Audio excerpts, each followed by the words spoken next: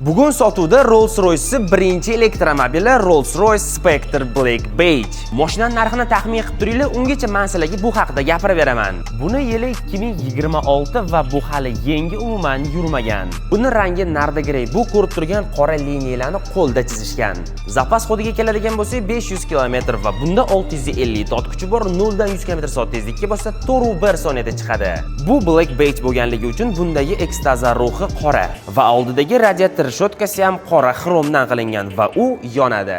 Bunda 23 dyumli Rolls-Royce noodatiy diskalari turibdi. Mashinaga o'tirishinglar bilan bundan qimmat hid kelib turadi. Salonga keladigan bo'lsak, oq va qora koja juda ham did bilan ishlangan.